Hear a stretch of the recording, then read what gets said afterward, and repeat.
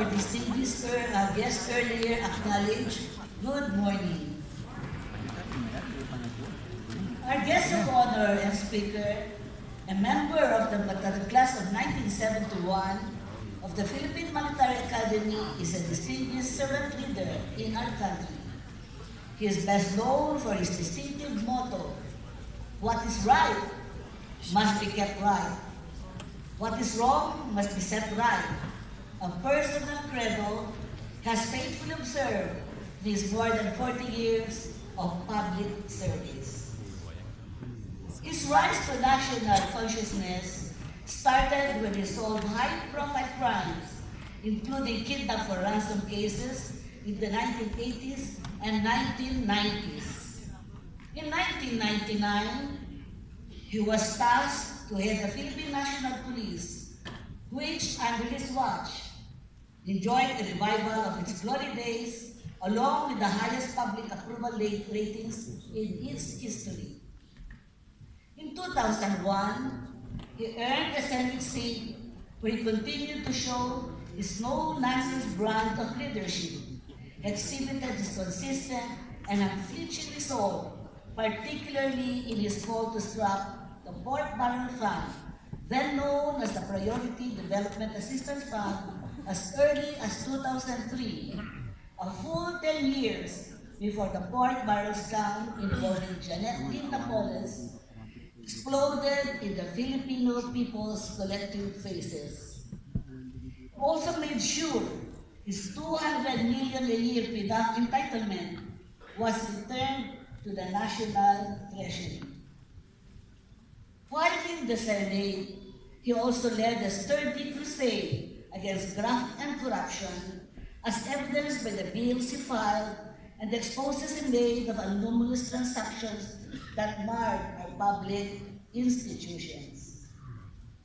During the 12th, 13th, 14th, 15th, and 17th Congresses from 2001 to date, he authored or co-authored landmark legislations, including RA 10927, or the anti-money laundering law and amendments thereto, which now include casinos as covered persons, Anti-Human Trafficking Act of 2001, Anti-Red Tape Act of 2007, Revised AFP Modernization Program, Responsible Parenthood and Reproductive Health, Sin Tax, or the excise tax on alcohol and tobacco, Republic Act 11055, or the act establishing the Philippine Identification System, which provides for easier transaction with the government and private entities, which helps deter criminality. The Free Irrigation Law, the Anti-Hazing Law of 2018, the law restoring the subpoena powers of the Philippine National Police Criminal Investigation and Detection Group, the act providing for the rank classification in the Philippine National Police, and Joint Resolution number 01 that authorized the increase in the base pay of military and uniformed personnel in the government, including pensions of retired NUPs. In the aftermath of Super Typhoon Yolanda that caused widespread destruction, damage, and death in central Philippines, he was appointed Presidential Assistant for Rehabilitation and Recovery, which the mandate of unifying the rehabilitation and recovery efforts of government and the private sector.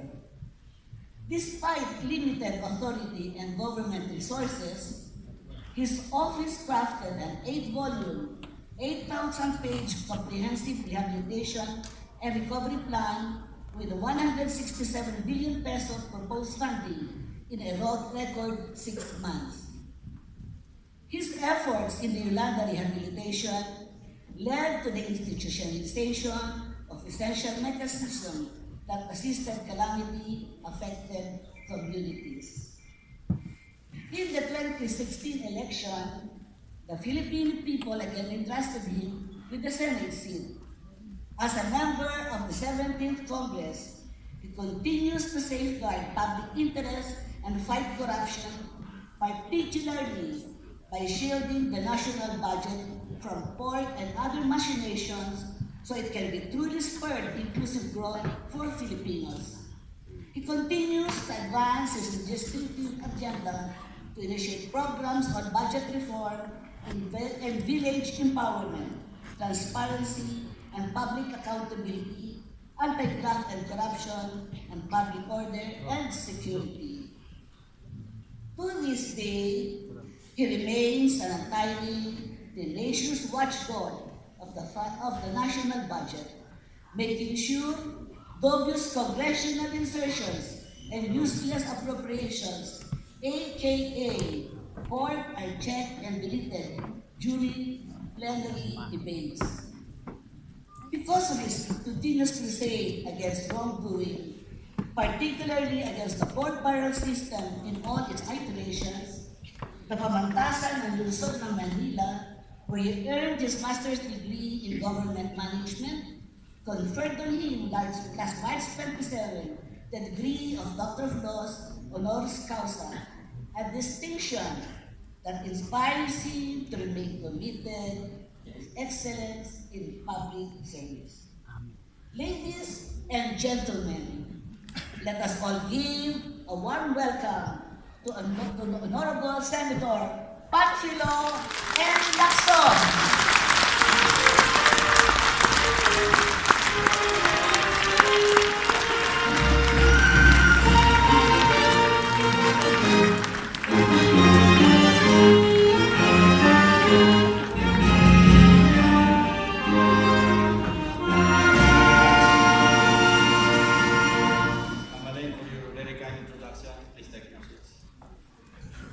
The outstanding citizens of Baguio City, this day should actually belong to you. May your thriving grace. Imagine if every citizen of this city is an outstanding citizen. And imagine if every citizen of this country is an outstanding citizen. Then the Sanchezes and the Paeldons of the world will become irrelevant.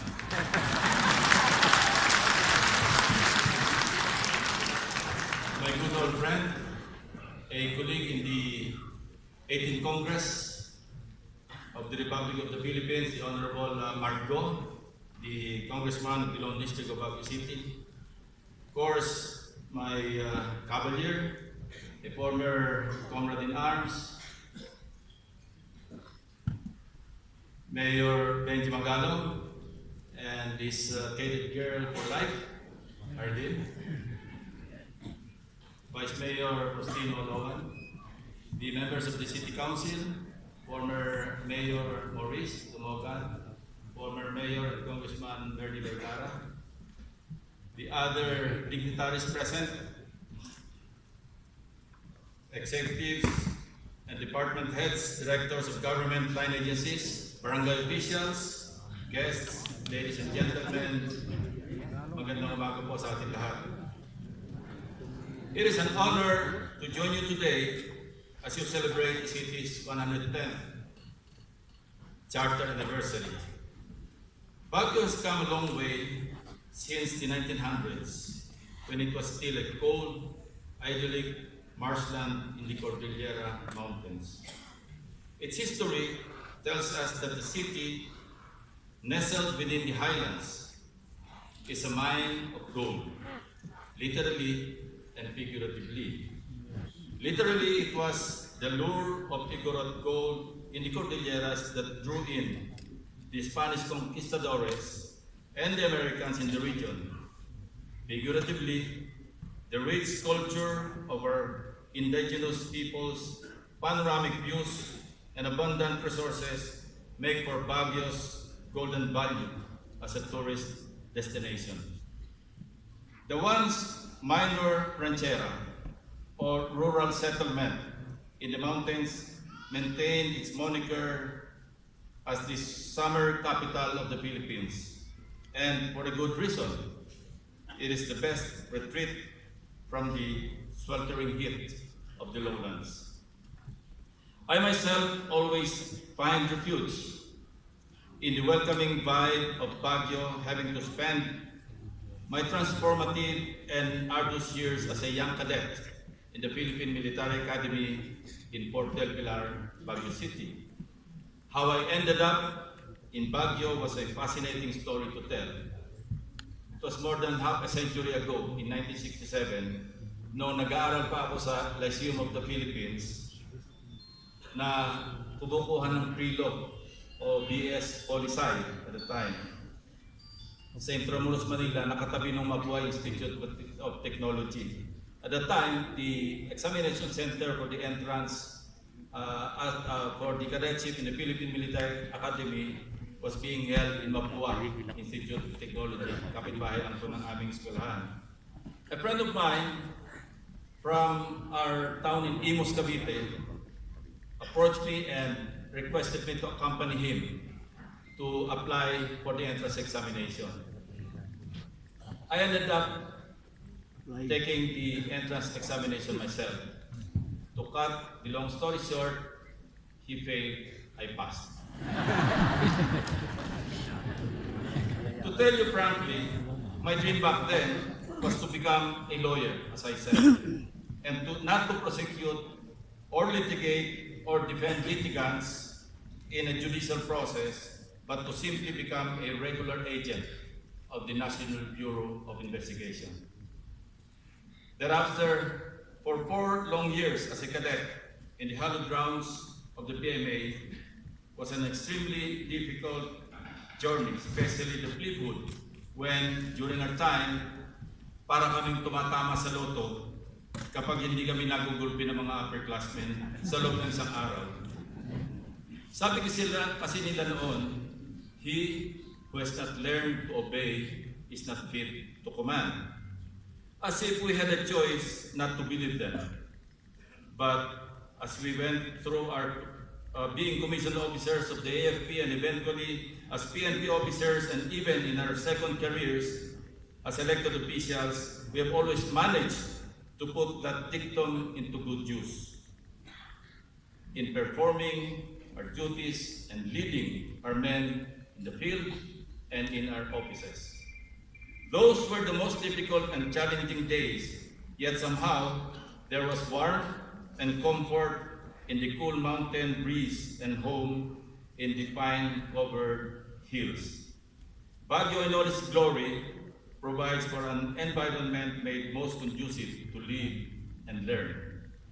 My cadet years may have long passed, but my regular visits to Port del Pilar and spontaneous retreat to the city have always been my meaningful repose. Suffice to say, Baguio City has always been my home. No more than the residents of the city can attest to this. While many call Baguio as occasional destination, you proudly call it home. But you and I would agree that it gets more challenging to live in a home where people balloon during the day, flock during holidays, even long weekends, drive cars that jostle into the streets and leave volumes of waste. There are many more telltale problems in the city. Your tourist arrivals reach millions annually, from 1.5 million in 2017 to 1.8 million in 2018. You also stand as the fourth highly urbanized city outside the National Capital Region, with the most population density per square kilometer. The picture of the city of pines becomes even bleaker, with pine trees dying by the day, 45 of which were proven to be killed intentionally early this month. The mountains are balding, and no less than the Department of Environment and Natural Resources blame the construction boom and expanding urban sprawl as the reasons for the decline of the city's pine trees.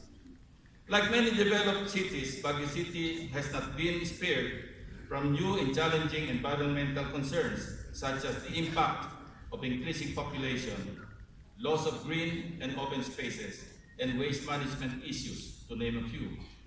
Hence, the theme of your 110th Charter Anniversary poses a challenging call nurturing the environment for sustainable development. Needless to say, tourism brought significant changes in both the Baguio city's ecology and way of life. Now more than ever, you need to regain the glory of Baguio. You need to nurture your home. And the very sense of home imbibes discipline, sustainability, and progress. We find hope in the city's institutionalized efforts to promote the sense of home, among which is the 6 o'clock habit when the city siren sounds for 5 minutes every single day to symbolically instill discipline, goodwill, peace, unity among the populace of the city. The revitalization of the environment as one of the city administration's 3-point priorities is also a welcoming start. Meaningful development programs like this must be the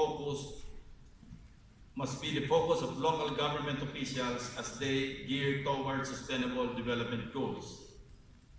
Allow me to quickly share, a few months ago, my team and I had come here to Baguio as part of our information drive on the equitable budget distribution intended for local government unit development. The empowerment of LGUs has been my personal advocacy, as demonstrated by the bill that I filed in the Senate last Congress and in this Congress, known as the Budget Reform Advocacy for Village Empowerment, or BRAVE. In principle, this proposal intends to augment the development fund of provinces, municipalities, cities, even barangays, to create development opportunities and attain all-inclusive growth. Taking off from the 2018 figures as an example, Baguio City had 150.5 million peso fund which can be utilized for local development programs, projects, and activities. This was 20% of the city's 752.6 million share of the IRA, the Internal Revenue Allotment, from the national government. Should BRAVE be enacted into law, we are looking at an additional 150 to 300 million pesos to fund your development projects. That's on top of the 150.5 million budget of Baguio for development. You can just imagine kung gaano karaming programa pa ang may papatupad ni Mayor Benji Magalong at ng buong city government para sa ikaunlad ng Baguio City. I was told by my friend, Congressman Mark Go, that he's going to file a counterpart bill in the House tomorrow. So let's work together in both houses. Mayor Benji, as I have known him, is a man who values results over excuses. He's a true leader who values integrity, honor, and service to country and people. I vividly remember the first time Mayor Benji had told me that he was contemplating on running for office. His exact words were, "Sir, gusto kong bumalik at maglingkod sa sarili kong bayan." With his exceptional record as a police officer and public servant, I am confident that the odds are going to be in his favor. With him at the helm, I'm sure that Baguio City would be in good hands.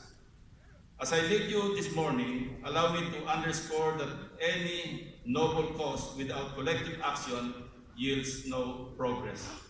This must be the core of our sustainable development efforts as we reach our shared goal, a better Baguio.